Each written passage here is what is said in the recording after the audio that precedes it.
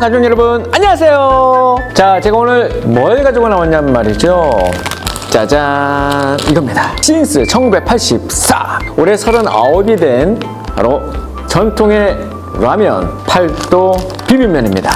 오른손으로 비비고 왼손으로 양손으로 다 비벼서 맛있게 먹는 팔도 비빔면. 팔도는요, 이 회사 이름입니다. 농심, 롯데, 혜태 같은 이름이고요. 이 팔도는 맞습니다. 말 그대로 8개의 도를 이야기하는 것이 팔도이죠. 전국을 가리키는 대명사로 쓰이는 팔도는 바로 조선의 행정구역입니다. 전국을 8개의 도로 나누어 팔도라고 하는데요. 근대에 들어서 조금 분리되고 개편되어서 조금 다르겠지만 여전히 문화, 언어, 생활권상으로는 이 팔도에 따라서 얼추 나뉘고 있어서 많은 사람들이 이 팔도 단위의 소속감을 느끼고 있습니다.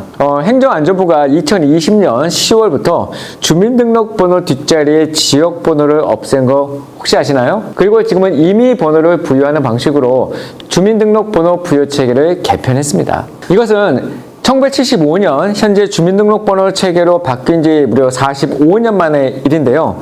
행정안전부에서는 특정 지역 출신에 대한 어떤 차별적 논란 때문에 이렇게 바꿨다고 합니다. 그러니까 이전에는 성별 뒤에 오는 주민번호 뒷자리 말이죠. 그러니까 몇 년, 몇 월, 며칠 요거 말고 주민번호 뒷자리에 오는 이 처음에 요것은 여러분 다 아다시피 성별이잖아요. 우리 남학생들은 3이고 여학생들은 4죠. 어른들은 남자는 1, 여자는 2인데 그리고 이제 여기에 오는 겁니다. 여기는 다 지역번호예요. 이 두 번째 자리에서 다섯 번째 자리가 다 지역번호입니다. 태어나서 아이가 출생신고를 하게 된 그 지역을 이야기하는 건데요. 예를 들면 00에서 08번은 어딜까요?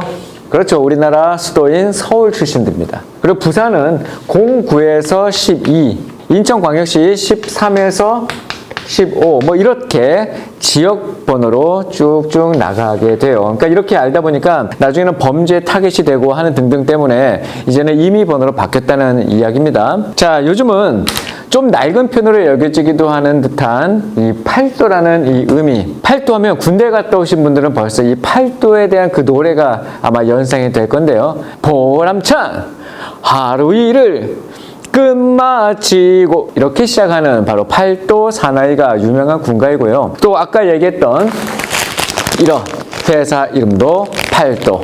자, 이렇게 전국 팔도에서 유래한 이 단어, 이 팔도는 과연 어느 지역일까요?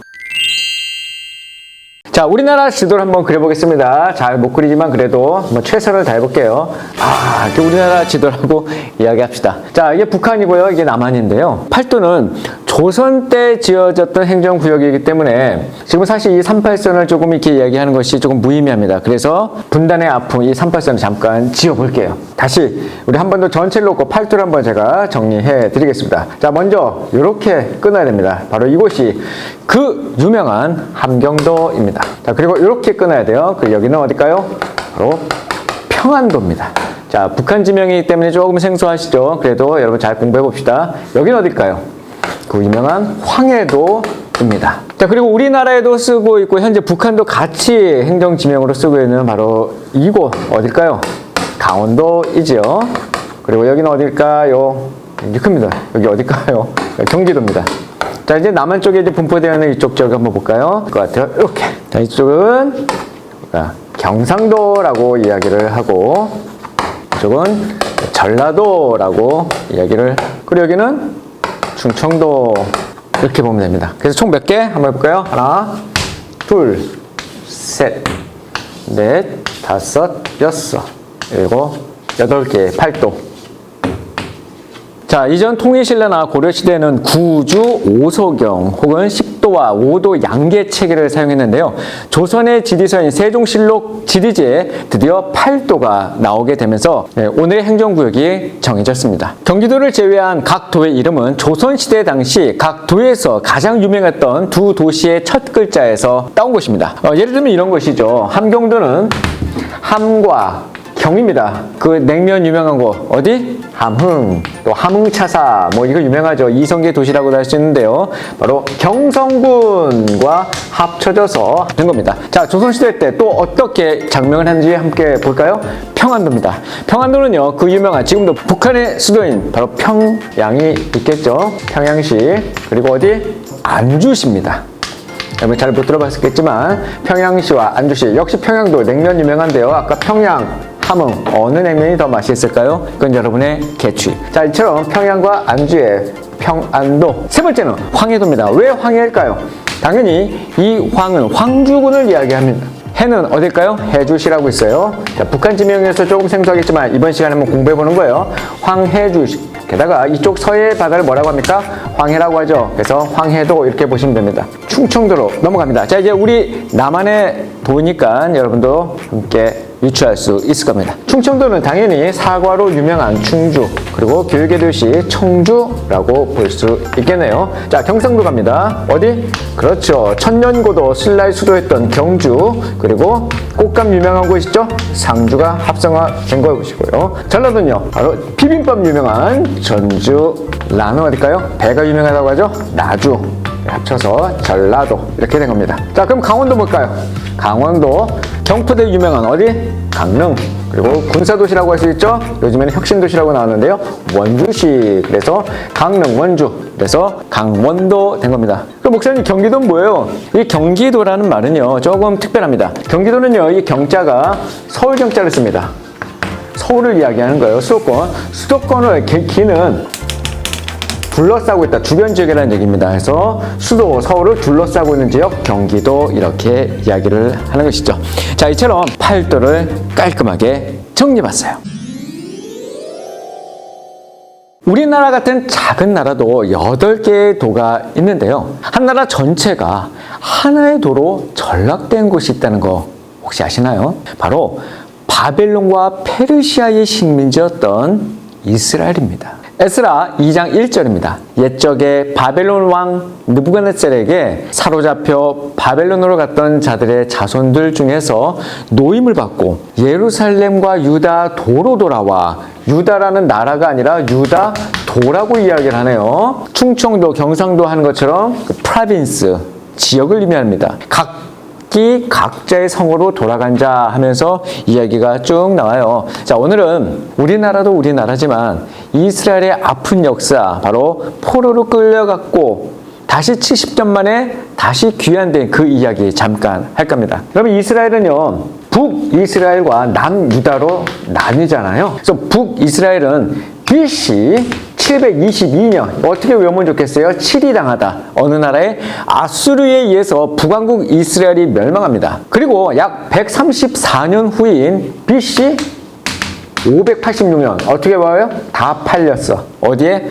바벨론에. 그래서 남왕국 유다가 다 팔립니다. 그래서 바벨론에 의해서 패망하게 되죠. 자, 이 바벨론은 유다 패망을 전후로 해서 수차례에 걸쳐서 유다 백성을 포로로 삼아가지고 자기 본국 바벨론으로 이주시킵니다. 1차로 그 유명했던 누구?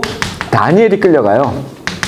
여러분 다니엘 아시잖아요. 그 믿음의 소년, 다니엘과 세 친구, 사자, 자, 믿음을 지켰던 그 다니엘과 왕족 및 귀족 계급이 1차 때 끌려갑니다. 그리고 2차 때 끌려간 그룹은 여호야긴을 포함해서 방백과 군사와 기술자 및 백성들이 다 끌려갑니다. 3차에는 예루살렘 성을 완전히 함락시키고 마지막 왕이었던 시드기야 왕과 백성들을 끌고 갑니다. 이렇게 3차에 걸쳐서 다 끌려가요. 그리고 하나님의 은혜 속에서, 하나님의 또 예언 속에서 70년 후에 포로에서 귀환이 됩니다. 당시 바벨론을 무너뜨리고 새로운 패권자인 메다바사, 그러니까 페르시아죠. 그 페르시아의 첫 번째 왕 고레스 왕입니다.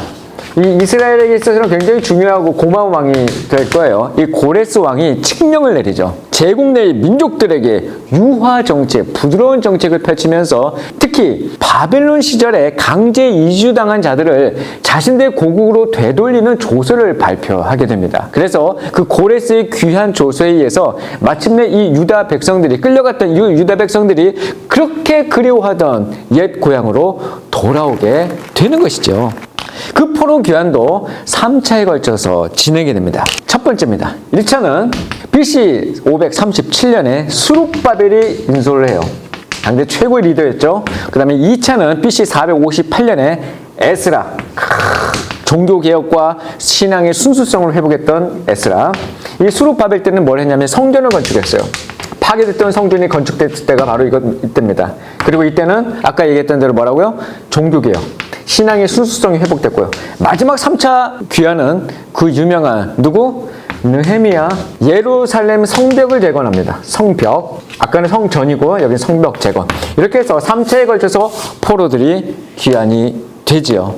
그리고 마침내 에스라서 2장 1절 35절에 나온 것처럼 페르시아 거대 제국 속에서 하나의 도 취급을 받았던 이 유다도에 이스라엘 백성들이 돌아오게 되고 각 자손의 수가 발표가 됩니다. 자, 영상 하나 볼 건데요. 예전에 제가 80년도 때 어릴 때 주산학원 다녔는데 그때 끝내줬어요. 주산화를 탁 튕기고 자, 털고 넣기를 253만 5,628원이요 356만 8,754원이요 456만 그거 해가지고 딱 손들고 정답 맞췄던 그런 추억이 있는데요. 영상 함께 보시죠. 8,642원이면 8,526원이요 5,429원이요 7,609만 5,430원이요 75,429원이면 승인! 네, 바로 이 영상처럼 에스라 2장에 각 포로에서 귀환된 사람들의 명수가 나옵니다. 그래서 제가 오늘 한 전도사님을 모실 거예요. 이분은요, 랩을 참 잘하십니다. 그래서 오늘 특별히 이 랩을 통해서 에스라 2장 일부를 함께 들려드릴 테니 여러분도 함께 생소한 그 단어와 그 명수를 함께 성경으로 따라해보면 어떨까요? 청신호 가족 여러분, 오늘 이 랩을 마지막으로 다음 시간에 만나요. 예, 에스라 2장 3절부터 35절까지 Let's get it. 바로스 자손이 2172명이요 스가랴 자손이 372명이요 아라 자손이 775명이요 바한 무압 자손 곧 예수와 유압 자손이 2812명이요 엘람 자손이 1254명이 사투 자손이 945명이요 사케 자손이 760명이요 바니 자손이 642명이요 불베 자손이 623명이요 아스가 자손이 1222명이요 아도니감 자손이 666명이요 그외 자손이 2056명이요 아들 자손이 454명이요 아들 자손 곧 히스기야 자손이 98명이요 베세 자손이 323명이요 요라 자손이 112명이요 하순 자손이 223명이요 뒷발 자손이 95명이요 베들레헴 사람이 123명이요 누도바 사람이 56명이요